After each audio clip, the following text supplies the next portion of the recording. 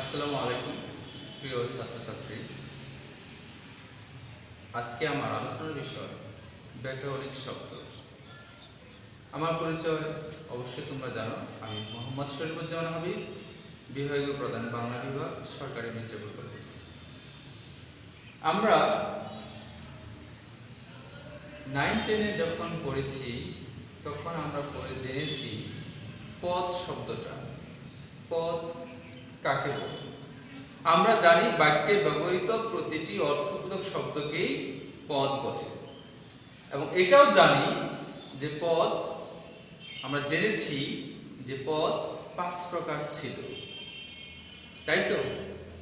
কিন্তু যেহেতু আমাদের বয়স একটু বেড়েছে, এখন আমরা স্কুলের গণ্ডি পার করে কলেজে এসেছি, তাই আমাদের জগৎটাও অনেক বিস্তার লাভ করে বর্ধিত হয়ে আছে। আজকে আমরা আলোচনা করব ব্যাকরণিক শব্দ কি।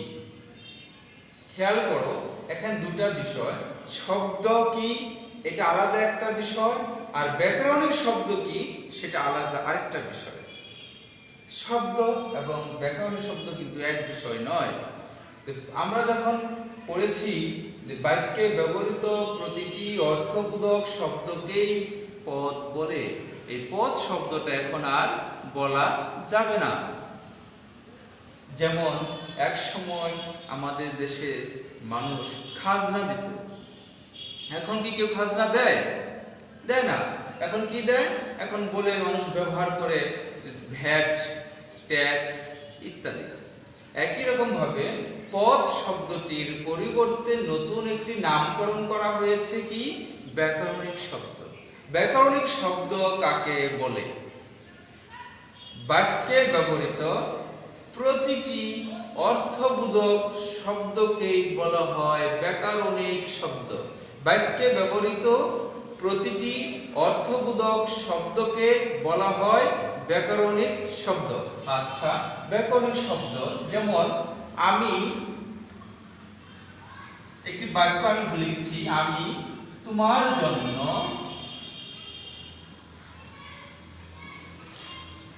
বসে আছি।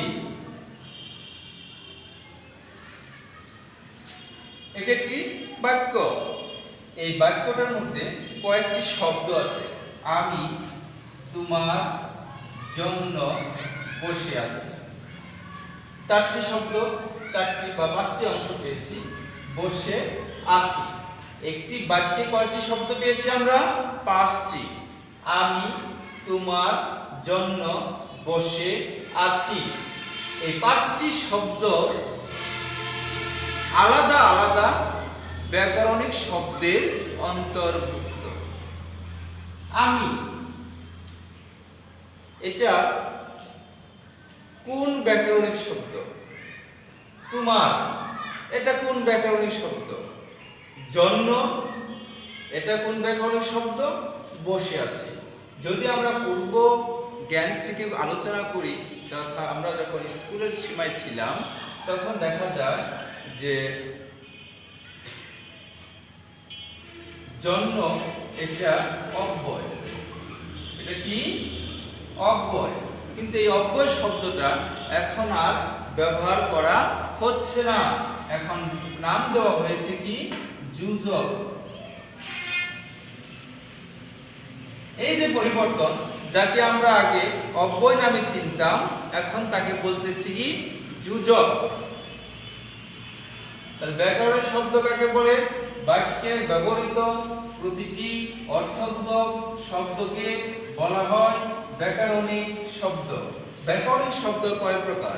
আমরা আগে জানতাম পদ 5 প্রকার: বিশেষ্য, বিশেষণ, সর্বনাম, অব্যয়, ক্রিয়া।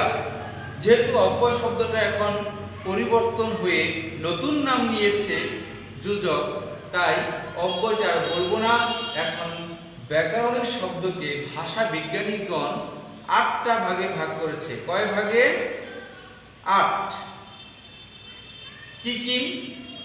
বিশেষ্য, বিশেষণ, সর্বনাম, ক্রিয়া, ক্রিয়া বিশেষণ, যুজক, আবেগ শব্দ, অনুসর্গ। আমরা কি পেলাম? বিশেষ্য, বিশেষণ, সর্বনাম, ক্রিয়া, ক্রিয়া বিশেষণ, আবেগ শব্দ, যোজক, অনুসর্গ। তাহলে আগে আমরা জানতাম পদ 5 প্রকার, এখন আমরা জানতেছি ব্যাকরণিক শব্দ 8 প্রকার। 1 নম্বর বিশেষ্য শব্দ, বিশেষ্য শব্দ। 2 বিশেষণ। 3 সর্বনাম।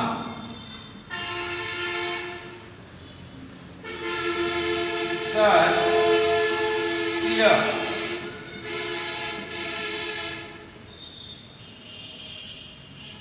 5 ক্রিয়া বিশেষণ।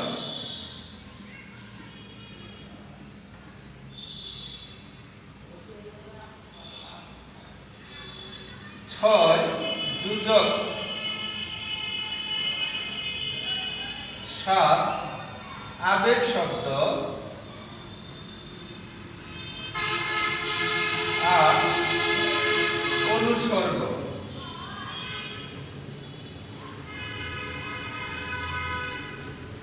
তাহলে আমরা কি পেলাম? ব্যাকরণিক শব্দ 8 প্রকার, বিশেষ্য শব্দ, বিশেষণ, সর্বনাম, ক্রিয়া, ক্রিয়া বিশেষণ,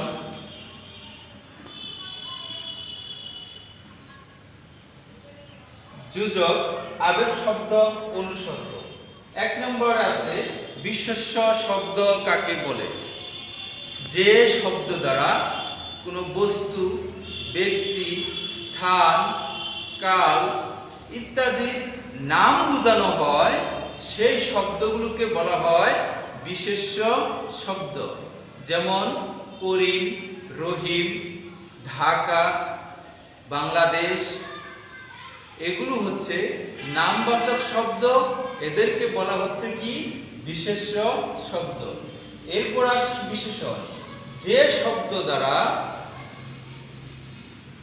দোষ, গুণ, অবস্থা, পরিমাণ, সংখ্যা, পরিমাপ ইত্যাদি প্রকাশ করা হয় বা বোঝানো হয়, সেই শব্দগুলোকে বলা হয় বিশেষণ শব্দ।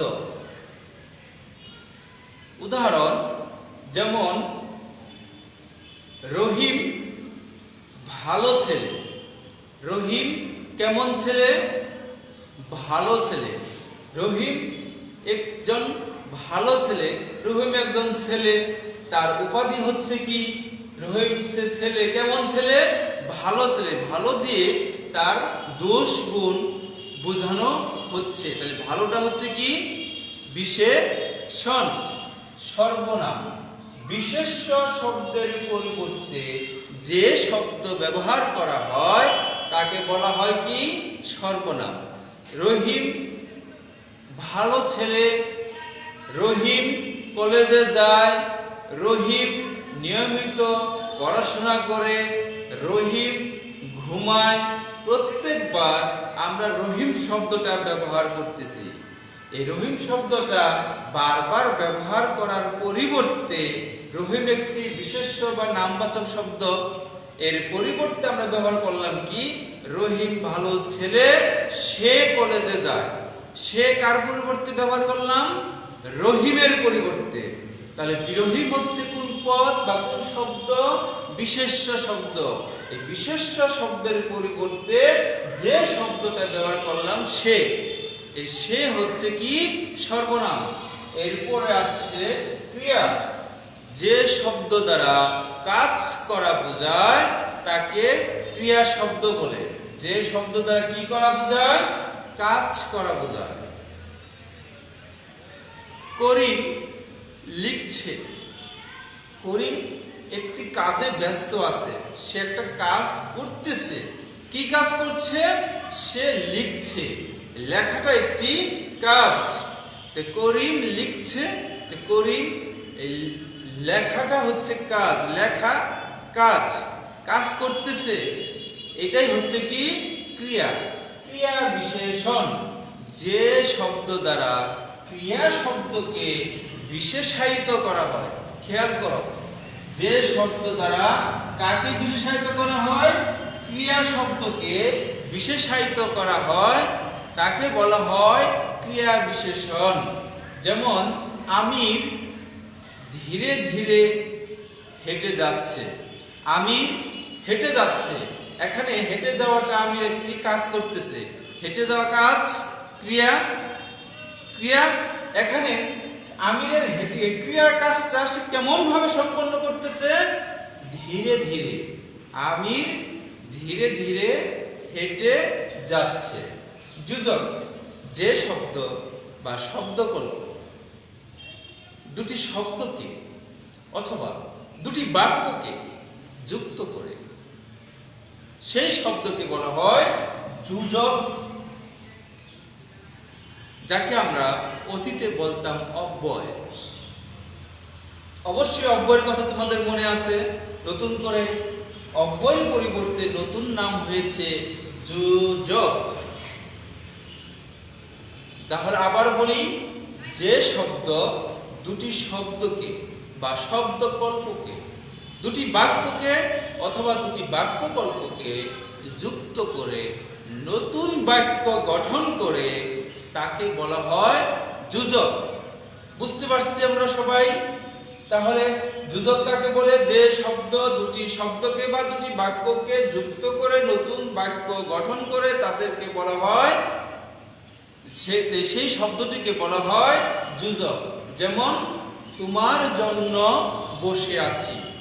এখানে জন্য শব্দটা যদি না থাকে অর্থটা কি দাঁড়াবে? তোমার বসে আছি। বাক্যটা কি পরিপূর্ণ হলো? মনে হচ্ছে না। তোমার বসে আছি, আমি তোমার বসে আছি, তোমার জন্য বসে আছি, আমি তোমার জন্য বসে। জন্য হচ্ছে যোজক। দিনুমণির বিদায় বেলা সন্ধ্যা রানী এলো, অথচ তুমি এলে না। দিনুমণির বিদায় বেলা সন্ধ্যা রানী এলো, অথচ তুমি এলে না। এটা কি?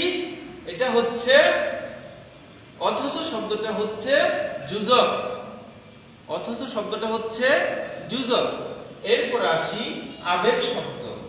আবেগ শব্দ যে শব্দ দ্বারা বাক্যে বক্তার মনের ভাব প্রকাশ করা হয়, ভাব বের হয়ে আসে, সেই শব্দকে বলা হয় আবেগ শব্দ। আহা, ছেলেটা কত দুঃখে আছে। হায়, কি অসহায় আমি। হায়, আহা, এই শব্দগুলোকে বলা হয় কি?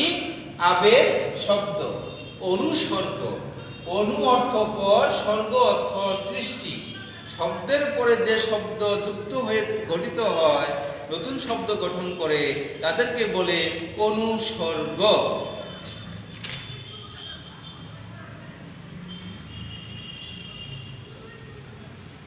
তাহলে প্রিয় ছাত্রছাত্রী, আমরা আজকে আবার দেখতেছি ব্যাকরণের শব্দ 8 প্রকার।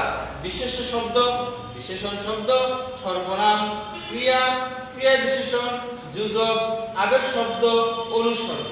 আমাদের পরীক্ষায় যে প্রশ্নটা আসতে পারে যে ব্যাকরণিক শব্দ কি? ব্যাকরণিক শব্দ কত প্রকার ও কি কি? সংজ্ঞা সহ উদাহরণ লিখো। এই প্রশ্নটা তোমরা লিখে রাখো এবং এই প্রশ্ন অনুযায়ী তোমরা উত্তরটা সাজিয়ে নিও। বাড়িতে বসে পড়াশোনা করো। সবাই ভালো থেকো, সুস্থ থেকো।